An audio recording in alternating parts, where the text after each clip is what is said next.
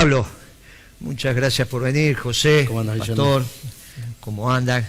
Bueno, se ha terminado un ciclo que tiene que ver con los aprestos electorales. Había cerrado oportunamente la constitución de los frentes, después cerraron la presentación de las listas el sábado pasado y bueno, naturalmente hoy ya estamos en condiciones de tener un panorama de lo que razonablemente podemos decir que aconteció al interior del frente que hizo el Partido Justicialista. Esto está muy claro. La lógica indica que primero se hace el frente electoral, después se hace el reglamento electoral y finalmente, en función de ese reglamento electoral, se eligen los candidatos por consenso o en la práctica de las PASO, que es lo que la ley autoriza.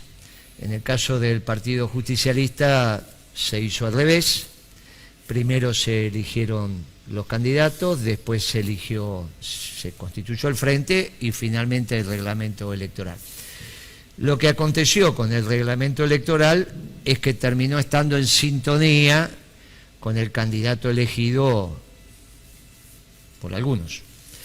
Claro, cuando uno hace el reglamento electoral de manera biunívoca con ese candidato, lo que explica inexorablemente es el éxodo del resto, por múltiples causas, no importa.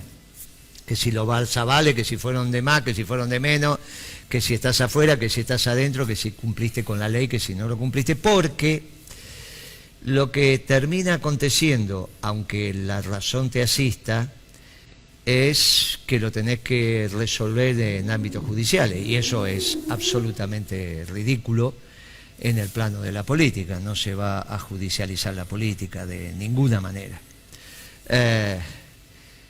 Fueron decisiones políticas tomadas que van a tener sus consecuencias en términos de participación y movilización del conjunto, porque el peronismo estaba en ebullición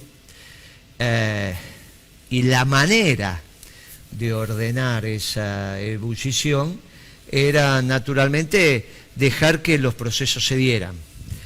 También se podían haber dado en un esquema de consenso, pero bueno, ese no fue el camino elegido.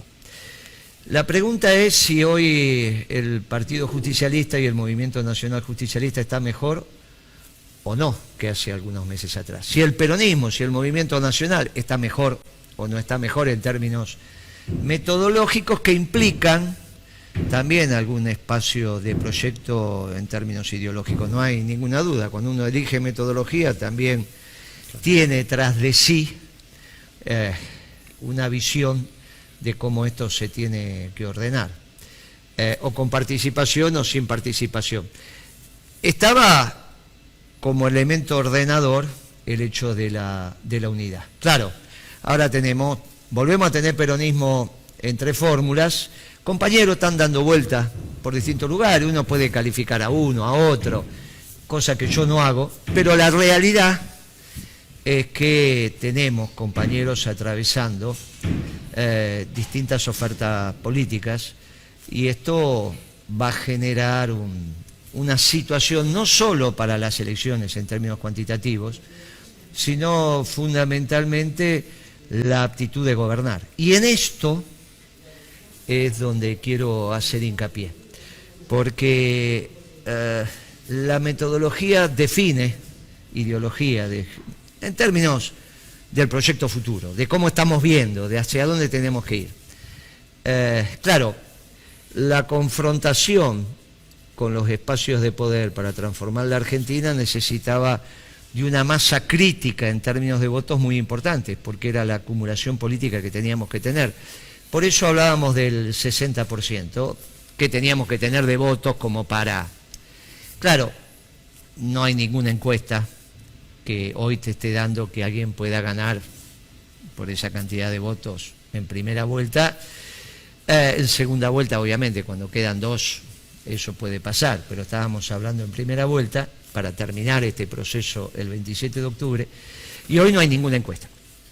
Después tenemos para todos los gustos, donde gana el actual oficialismo, donde gana la oposición, en este caso Alberto Fernández, en fin, con más votos, con menos votos. Bueno, de acá a 2-3 semanas vamos a tener las encuestas que ya empiezan a tener el rigor técnico y donde los encuestadores dejan de jugar y de alguna manera transitan también su prestigio profesional.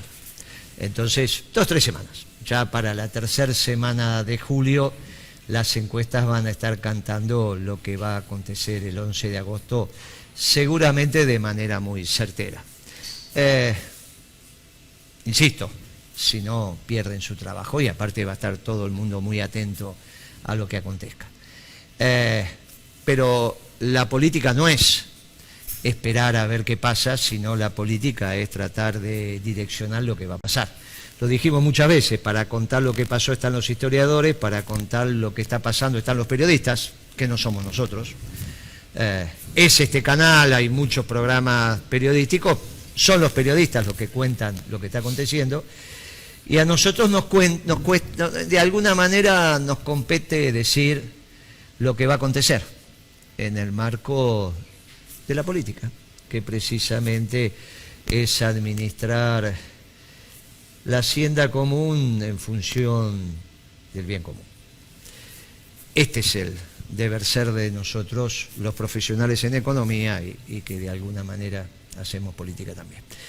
Esto ya está, las fórmulas están lanzadas, básicamente son las de Macri, Alberto y Labaña tensando por ahí, y naturalmente nosotros, hombres orgánicos del Partido Justicialista, vamos a votar lo que indica nuestro partido, sin decir, naturalmente, sin dejar de decir, que la metodología utilizada para elegir el candidato va a traer sus consecuencias, sobre todo en el plano del esquema económico y los grados de libertad que podemos tener para administrar la cosa pública.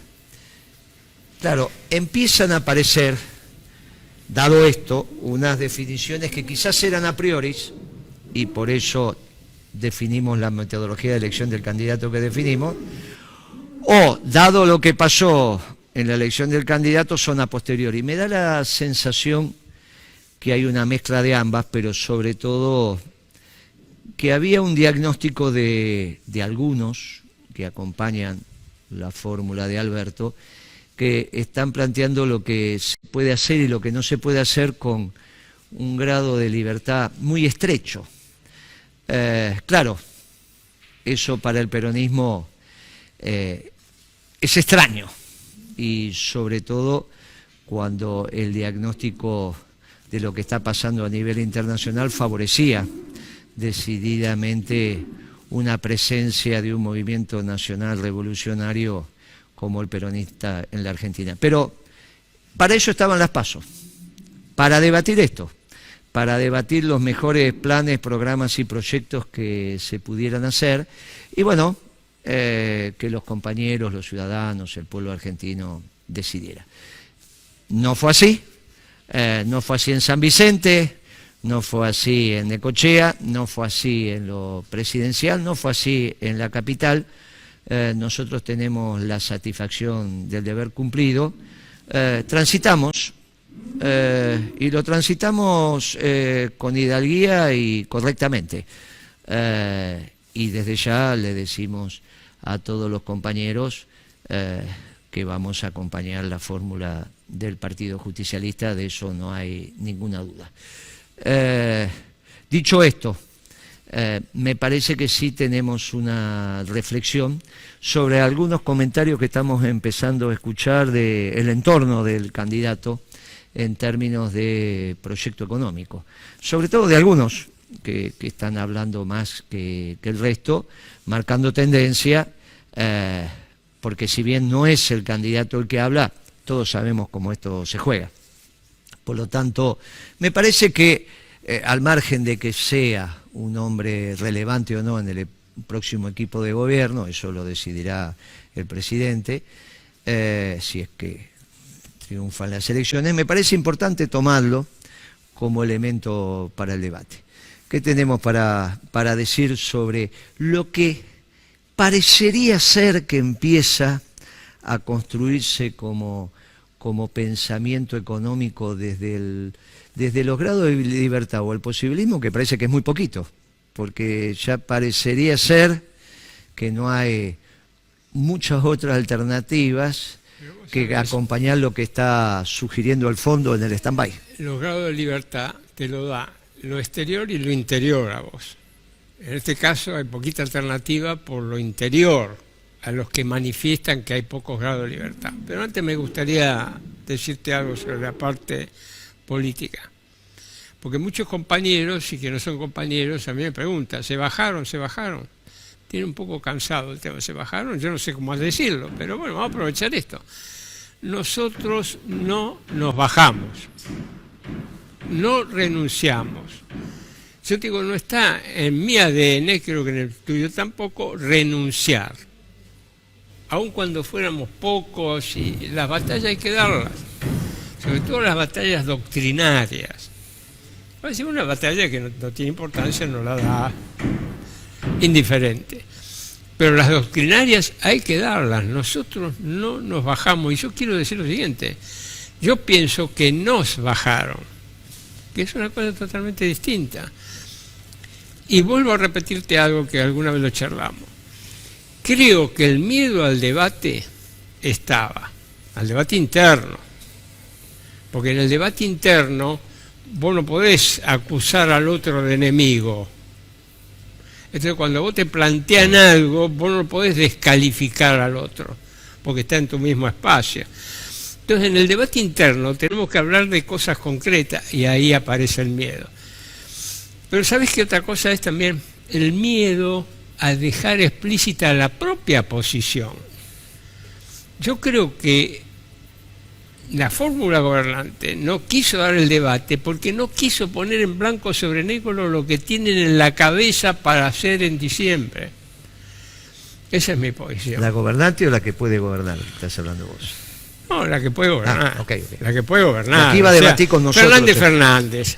O sea, la que iba a debatir con nosotros en la interna. Pero yo quiero dejar eso claro. Yo no me bajé. Vos creo que tampoco te bajaste. Acá nos bajaron.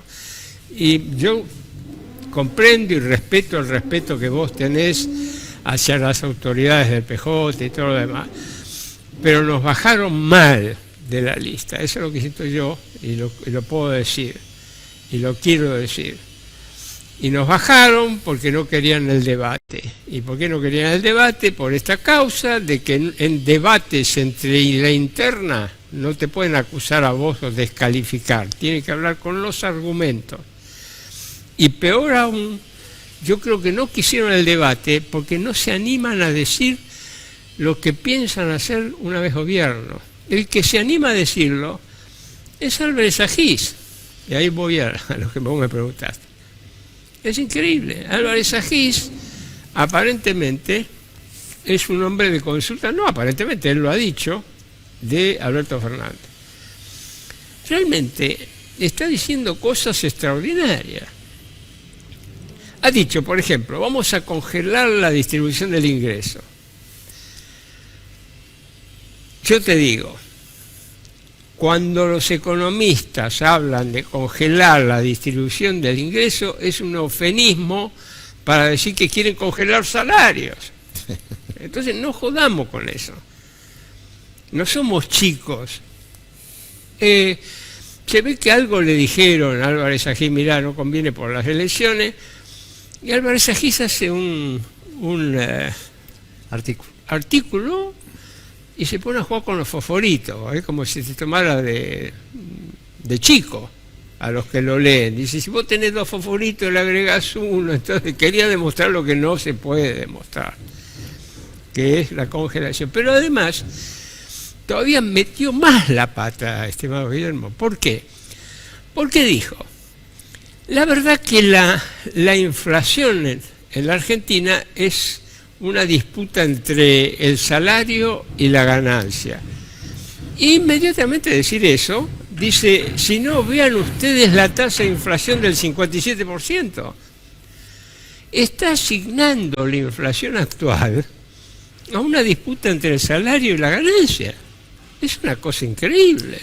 Ha tirado por la borda, te diría yo, más de 50 años de análisis teóricos de la inflación en la Argentina y las multicausalidades que hay para generar inflación, que va desde la monetización del déficit fiscal hasta los hechos los estructuralistas te planteaban los cuellos de botella, hasta los problemas de demanda, hasta los problemas de costos, claro.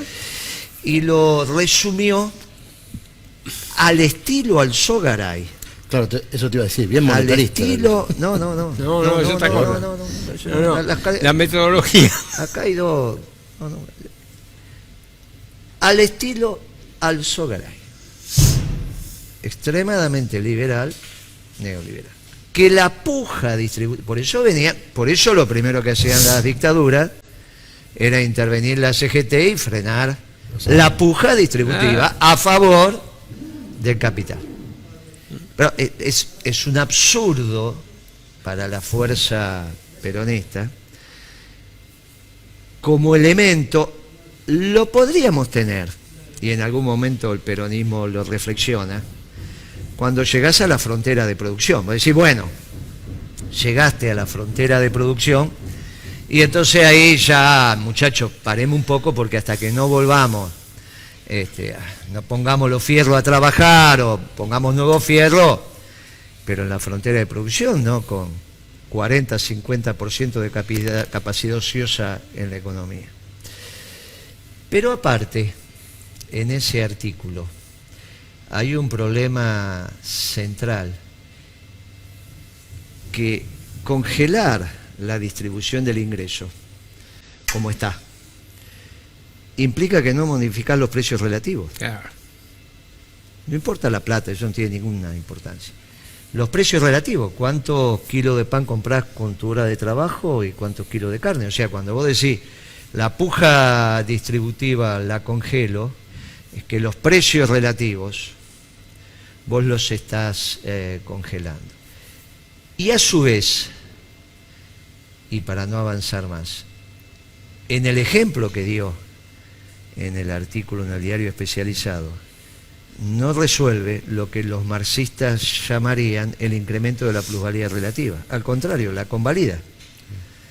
Convalida, que es algo que obviamente el peronismo confronta, porque nosotros decimos que hay una sola clase de hombres los que trabajan, pero también decimos que el hombre no puede explotar al hombre, esto lo decimos con toda precisión, y también decimos que lo que genera valor es el trabajo. Tenemos una cosmovisión,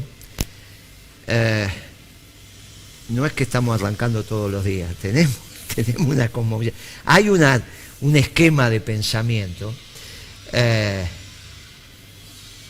y hoy, por algo que está circulando en las redes, volvés a tener la misma situación diciendo no hay alternativa a lo que se está haciendo. Claro, vamos a ser pro mercado. Yo lo que quiero saber es qué es ser pro mercado, flexibilización laboral, no sé qué sería ser pro mercado. No, pero es terrible lo que... Nosotros somos pro mercado también, ¿eh? También, sí, no, pero me parece que no, dijo que lo que es esta política que es pro mercado. Bueno. O sea que el mensaje subliminal es que no se puede hacer algo distinto a lo que se está haciendo. Eso es terrible, porque si no, ¿qué esperanza da? Quiero volver un segundito atrás. Decir que el 57% de inflación que vive la Argentina es por la puja entre salarios y ganancias, es el disparate más grande que he escuchado desde que tengo uso de la razón y trabajo en la economía. O sea, desde hace 55 años. Es una locura. Es negar la realidad. ¿Cómo vamos a decir que es el salario que empujó la inflación en este año, este último año? Es una locura. Pero ahí lo lleva... Vos me permitís una postilla. Vos sabés que allá por los 90, que esta discusión estaba, había un dirigente sindical que me tocó, yo fui telefónico, no sé si sabías eso, a los 18, 19 años fui telefónico. Después entré en la Colimba y bueno, ya después a la salida era otro país. Pero había un dirigente sindical, le decíamos Tate Martínez, de Fuetra Capital, muy conocido. Después anduvo en judiciales, bueno, pero era famoso en el peronismo el Tate Martínez. Entonces, durante los 90 hubo un economista de la UCD que tenía cierto predicamento que explicó esta teoría. Y entonces el Tate Martínez juntó plata y sacó una solicitada, claro, juntó muy poca plata, entonces sacó una solicitada muy chiquita en el diario Clarín y le decía a las declaraciones de tal economista que decía que los salarios eran lo que generaban la inflación, solamente le puso ¡anda!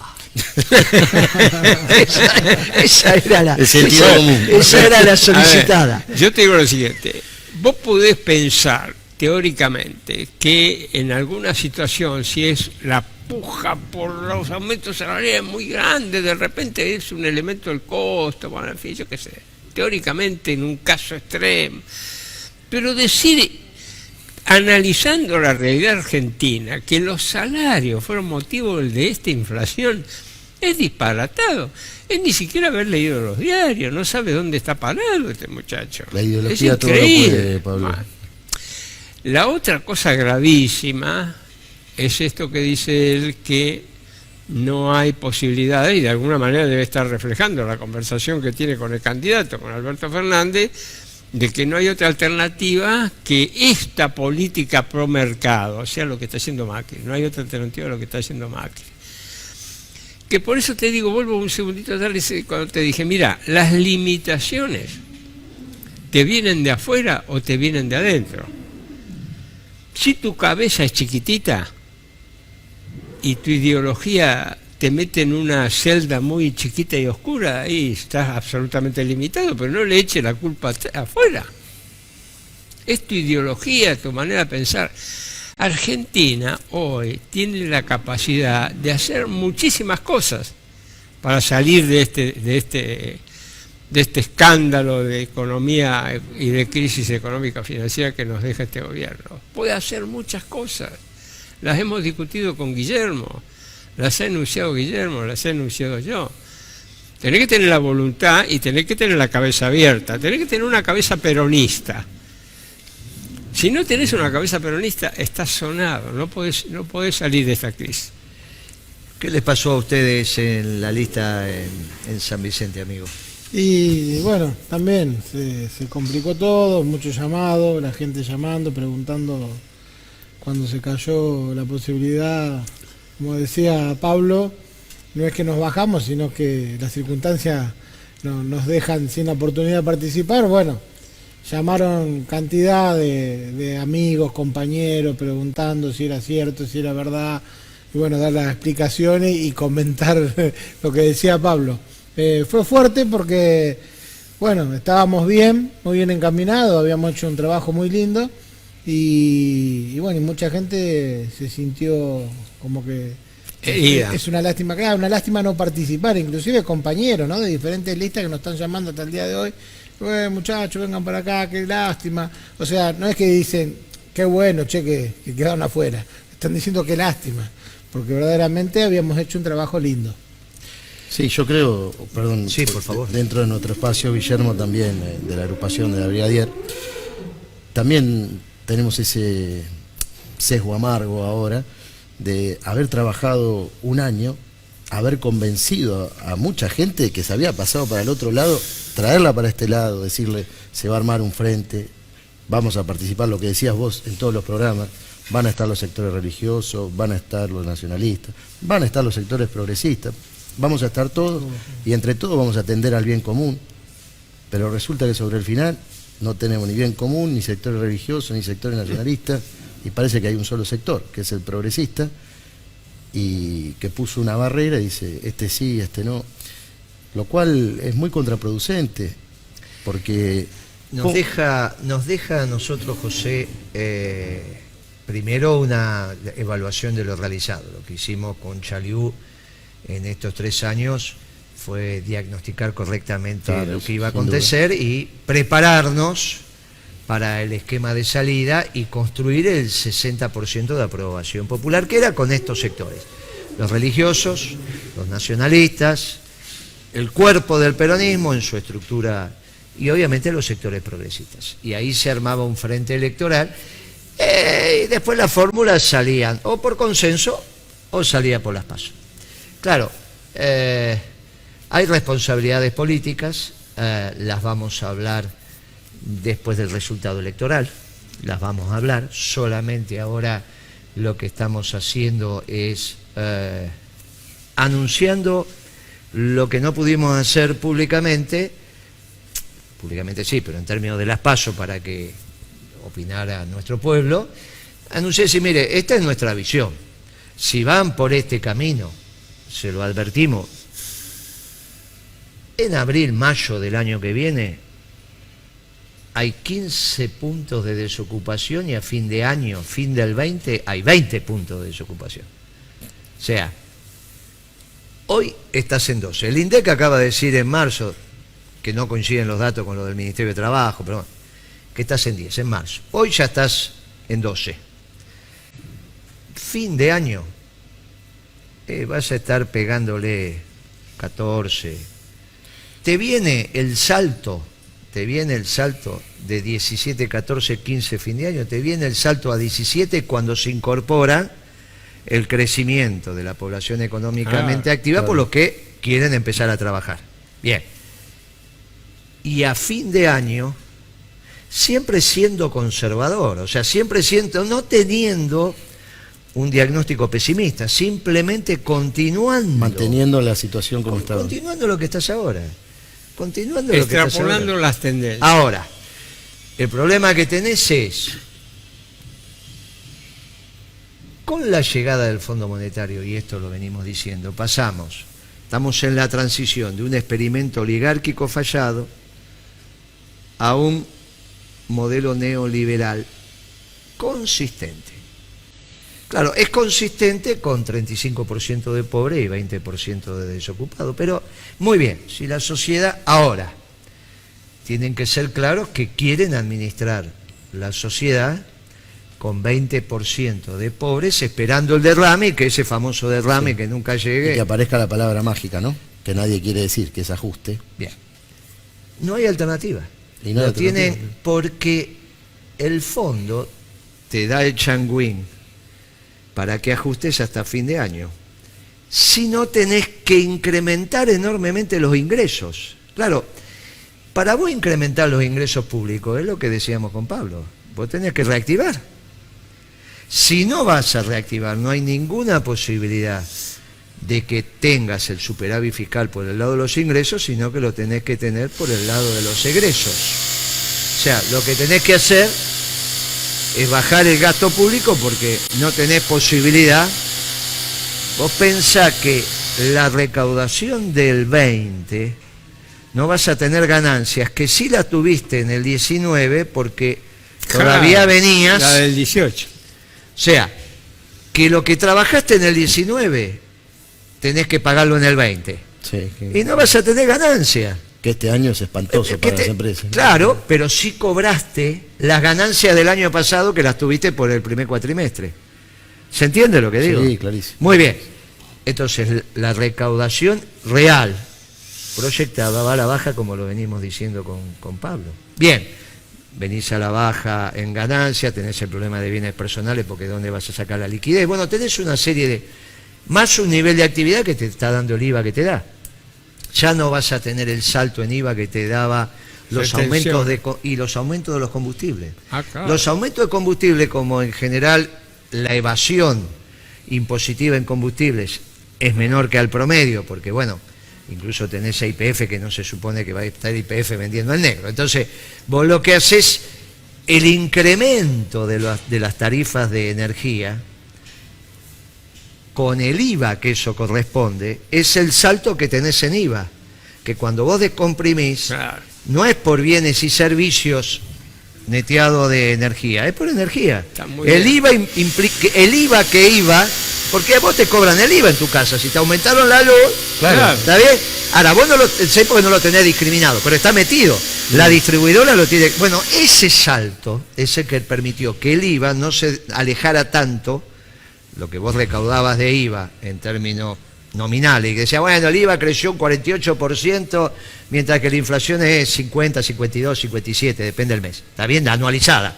Claro, era por combustibles mayoritariamente. Es muy buena la interpretación esa, muy buena. No, y no lo vas a tener, y ya no vas a tener tampoco retenciones porque ya lo hiciste.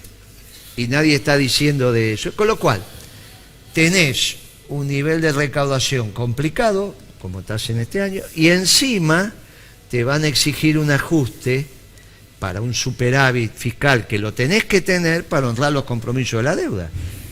Los intereses estamos hablando, no honrar el principal. No, capital, y además no, tiene que pagar los intereses de la LELIQ, que en algún momento los va a tener que pagar. Eso salta exponencialmente. A fin de año vas a tener 38.000 millones de dólares de LELIQ. Ah, claro. A fin de año tenés eso. Entonces, el ajuste que tienen que hacer del primario, o sea, de los gastos operativos contra los ingresos operativos, son entre 20 y 25.000, 24.000 millones de dólares. Repartirlos como quieras, entre sueldos y salarios del sector público, repartirlos en inversión pública, repartirlo como quieras. Pero De algún lado va a salir. de algún lado lo tenés que sacar, porque todavía te están diciendo que estás con un punto y medio de déficit primario, más 3,2, 3,3 que tenés de intereses de la deuda, entonces yo te diría los 4 y pico. Pero cuando llegues a fin de año, Sí. vas a ver que el primario no está a 1,5, va a estar más cerca de 2,5, 3, como el año pasado. Entonces vos te tenés que transformar ese déficit primario en superávit para pagar los intereses del financiero. Tenés 3 puntos de intereses de la deuda y estás 2,5, 3 en el operativo, son los 6 puntos que tenés que ajustar. 5 o 6 puntos tenés que ajustar para que te sobren 2,5 y 3 y puedas pagarlo. Estimado Guillermo, vos lo que estás diciendo, que este gobierno si sigue, tiene que hacer un ajuste del 6%.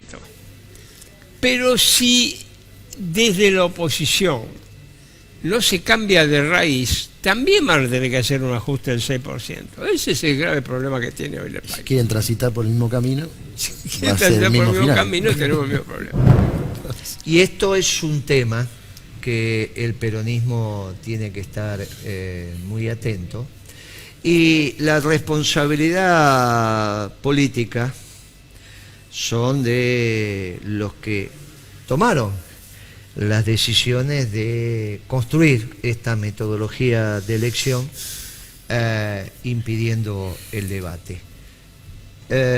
Nosotros somos orgullosamente peronistas, pero obviamente que tenemos que transitar en el marco del debate interno con nuestros disensos y nuestras visiones. Nosotros somos lo que dijimos, que Macri no era neoliberal, que era un oligarca porque era Blanco Villegas, y que esto lo decía siempre Pablo, no se podía manejar el vehículo apretando el acelerador y el freno al mismo tiempo. Vos podés hacer punto y taco, el viejo punta y taco, no sé si ustedes lo conocieron, pero cuando eras pistero, pero el punta y taco no apretabas al mismo tiempo, era secuencial, punta y taco. ¿Está bien? Con la punta apretabas acelerador, con el taco apretabas el freno. ¿Está bien? Y ibas carcobeando por la vida. En este caso apretaron los dos al mismo tiempo. Lo que hicieron fue hacer expansivo el gasto público y contractiva la política. Terminó mal. Hasta que llegó el fondo y dijo, muchachos, déjennos que nosotros armamos un esquema. Y bueno, ese esquema le dan changuín hasta el 10 de diciembre, o si se termina en la primera vuelta, se termina en la primera vuelta. Y a partir de ahí hay que gobernar. A partir de ahí, este año, cada tantos meses entraba la plata del fondo. Por la carta que yo le escribía a la directora ejecutiva del fondo, a la Lagarde, donde te ponía a vos, a Nielsen y a Perelmiter como negociadores, conseguimos 7.000 millones más, pero eso alcanza poquito y nada para el año que viene. El año que viene no hay plata del fondo. 7.000. No, hay que pagarle. 7.000. Eso entra, pero además hay que pagarle. Ahora, suponete que el fondo te dice, bueno, no hay que pagar, porque no se le puede pagar. Yo las cuentas que hice es sobre los intereses de la deuda. No es que porque después hacen las cuentas sobre... Estoy haciendo la amortización al fondo. Claro, yo no lo estoy haciendo. Las cuentas que estoy haciendo Es sin amortización de capital, ni al fondo ni al... Yo solamente digo, mire, esto devenga una tasa de interés que es explícita, está en el presupuesto. Y te devengo la misma, cuando va a ser más, porque se incrementó la deuda, pero no importa, ya se incrementó muy poco, porque lo que entró de fondos se utilizó para cancelar otro. Así que bueno, repitamos lo que son los intereses del año pasado para este año, no amorticemos y fijémonos lo que está aconteciendo. Bueno, esta situación es lo que tenemos que entender que está aconteciendo. Sí, es una situación crítica porque además lo que ustedes dos siempre dicen es, acá nadie habla de quién va a pagar. Porque dice, hay que pagar, hay que ajustar, hay que esto, pero no, ¿de dónde van a salir los recursos? Mirá, es muy fácil. Hagamos números redondos, 300.000 millones de dólares de deuda, hay más todavía, pero 300.000, ponele la tasa que quieras. Poner el 4, el 5, el 6, poner la tasa que quieras, el 7, no le pongas el 10 porque es imposible, pero ponerle la tasa que quieras y ahí tenés los intereses de la deuda. Vamos, está bien, partes en pesos, partes no, todo lo que quieras. Todo lo que quieras. Lo que no resolvés de un lado, lo resolvés en pesos en el mercado, sea con la LELIQ, sea con astringencia monetaria, sea con tasa de interés. O sea, que en algún momento el ajuste que tenés que hacer del sector de lo que se llama el déficit fiscal primario para que tenga superávit, sector primario para que tenga superávit, ingreso contra gasto corriente, es donde vas a tener los pesos para comprar los dólares y honrar los compromisos en términos de intereses, Lo que hace cualquier administrador sensato, cualquier buen hombre de negocio en su empresa, que se endeuda, pero al menos dice, bueno, déjenme generar la de los intereses, porque si no me tengo que seguir endeudando para pagar los intereses, que es lo que hizo este bestia. ¿Está bien? Que tenemos bien el gobierno. Bueno, se supone que llegaste al final y te dijeron, el último prestamista fue el fondo, o sea, que tenés que empezar a honrar los compromisos, aunque sea en términos de intereses. Ahí tenías dos grandes decisiones, o ajustás o reactivás. Si reactivás, generás, ¿está bien? Claro, todo eso es un hecho sistémico, porque si vos no tenés tipo de cambio competitivo y no tenés administración de comercio y reactivás, la balanza comercial termina siendo muy deficitaria. Claro, todo eso es de alguna manera cosas que ya hicimos y que aparentemente se dicen que no hay que volver a hacerlas. Y esto me lleva a una situación muy paradojal. Cuando el mundo las está haciendo, que es increíble. Extremadamente paradojal, porque nunca pusimos en duda que Cristina es la dirigente que en términos individuales más votos tiene. Nunca pusimos en duda eso.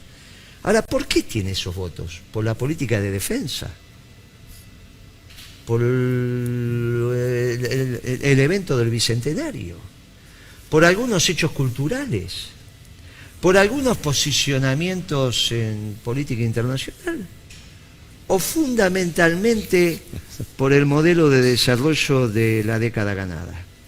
Y el modelo de desarrollo de la década ganada, ¿en qué se basaba? O sea, cuando la gente hoy dice, no, pero antes estábamos mejor, ¿está pensando en el evento del Bicentenario? No, el evento del Bicentenario es mejor que me saquen la Sinfónica a la Plaza Seca del Colón. Pero es ridículo. Cuando te dice que estaba mejor, te dice, no, porque vendíamos, porque esto, porque aquello, porque... No, por el hecho económico. Ahora, resulta que el hecho económico... Es el que rechazás. Es el que aparentemente lo tenés que modificar porque es donde Cristina cambió. Bueno, había un consenso de que era lo más positivo, porque las demás cosas por ahí había más controversiales. Estos temas recién empiezan. Yo lamento lo acontecido en San Vicente, como lamento lo acontecido a nivel presidencial y a nivel gobernador. Nosotros teníamos un esquema que arrancaba con una fórmula presidencial, seguía con nuestra fórmula de gobernador y ahí íbamos a discutir. Y sacábamos los votos que sacábamos. Seguramente íbamos a sacar el 20-30% de los votos que sacaba el Frente. No es que íbamos a ganar, eso en términos electorales sería un 8, 10, 12 del padrón, 6, 5, no importa. Pero iba a permitir el debate. Iba a permitir que emergieran los mejores planes, programas y proyectos. Perdón, Eso se y cuartó. dejar dentro del frente un caudal de votos Claro que que aseguraba la victoria, porque esa gente había participado, se había comprometido, Claro había que sido escuchada, y ahora no sabemos qué puede pasar. Estamos en una situación muy paradojal, nosotros vamos a seguir, ustedes van a seguir. Sí, por supuesto, y una lucha que se está dando desigual dentro del área nuestra, de la religiosa, donde los muchachos de enfrente están meta llamar, y que bueno, que nosotros veíamos en el trabajo de la fórmula que representaban ustedes dos, un buen aliciente para que muchos hermanos justamente vinieran al espacio del peronismo a participar. Y hoy vemos que como que están todos dando vueltas, hay una fuga, muchos llamando, chiflando de diferentes espacios, y están a las corridas porque quedaron, es como que, ¿qué pasó? Colgado del pincel. ¿Qué pasó? Claro, yo te aclaro esto, ayer vi una nota muy interesante por lo que expresa en el diario más importante. Empezaron a dividir entre celestes y verdes, no tiene importancia, no nos vamos nosotros a... Pero la fórmula nuestra, la que era verde-verde, y en la fórmula de ellos la pusieron celeste-verde, verde para Pichetto, Macri, que en realidad está peleado con Dios. Claro, que nosotros decíamos, mire, no está peleado con el Papa, está peleado con Dios, y lo demostramos. Pero claro, ahora le hacen... Macri no es verde, es negro oscuro, ¿no? Sí, claro, directamente. Entonces, a Macri lo pusieron celeste. Celeste. Entonces, claro, esto en los hermanos religiosos genera una confusión. En una fórmula tenés verde-verde, en la otra tenés celeste-verde, entonces, claro, esto ha construido una lógica de comunicación que lo que nosotros vinimos señalando, ellos lo tomaron incluso estaban diciendo que querían hacer unas pasos entre los celestes y los verdes para tener a todos adentro, ideas que estuvieron dando vuelta por ahí. Marcos Peña. Pero claro, lo hicieron, claro, porque nos tomaron los mensajes donde nosotros veíamos que eran puntos, claro, porque tenían su punto flojo.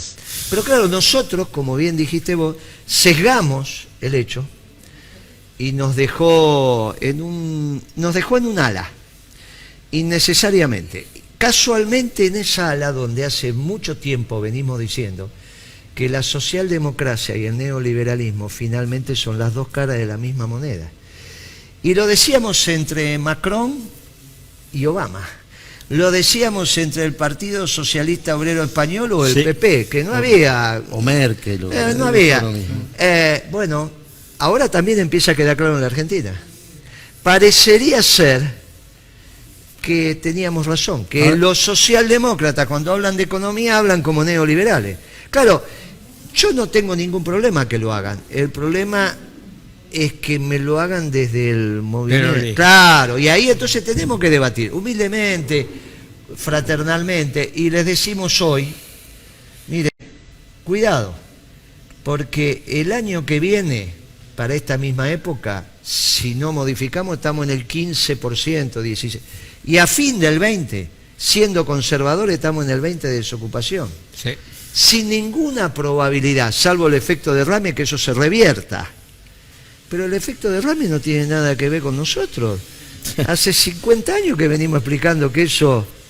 Bueno, yo creo que una de las cosas más peligrosas, entre comillas, que teníamos nosotros era plantear el tema de la comunidad y dejar estas dialécticas de lado, más allá de que nosotros seamos cristianos practicantes, bueno, yo católico, acá nosotros católicos, compañero evangélico, dejar eso de lado y plantear el tema comunitario para incluir a todos, buscar una comunidad, que el pueblo sea feliz, y eso parece que no lo quieren, porque si el eje ordenador, en realidad desordenador que ellos tienen, es el individualismo, bueno, lo comunitario no entra ahí. El yo parecería que es mayor que el nosotros, sobre eso vamos a también dar el planteamiento. Nosotros habíamos hecho un esquema consistente en lo filosófico, teológico, en la política económica y en lo instrumental. Estaba absolutamente ordenado.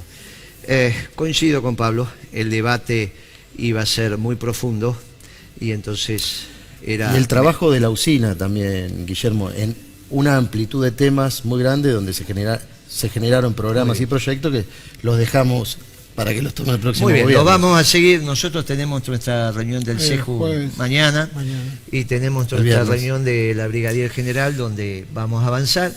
Después haremos las reuniones a nivel cada una de las provincias, iremos, hablaremos con los compañeros. Nosotros hicimos una fuerza nacional y esa fuerza nacional ya en otro esquema, pero vamos a ir reflexionando con los compañeros para tenerlo claro. Yo les agradezco mucho la participación en el día de hoy, te agradezco mucho la claridad con que estamos sintetizando lo que transitamos. De alguna manera aprovechamos este programa en los 50, 60 mil compañeros que lo ven por semana para darle, como siempre hicimos, nuestra verdad relativa, transmitir una síntesis de lo que aconteció en esta semana, de la presentación desde el armado de la fórmula, el armado del frente y fundamentalmente el reglamento electoral que con una semana de anticipación te obligaba a nivel presidencial a buscar el 50% de tus avales entre los afiliados a Massa y los afiliados al Partido Comunista, Nuevo Encuentro, el PCO y qué sé yo. Pero después también, ahí obviamente lo presidencial se complicó, pero después, como está pasando en todos los distritos, parecería ser que tiene que ser también con poca, y vuelvo a decir, poca participación. Este esquema, que es metodológico, expresa también Lo ideológico. y en esto de lo ideológico lo que estuvimos hablando, cuál es la visión que tienen del hecho económico. Nos vemos la próxima semana y muchas gracias. Gracias, Y ya Guillermo. nos vemos el miércoles que viene. Muy bien. Perfecto. Gracias, gracias. Gracias.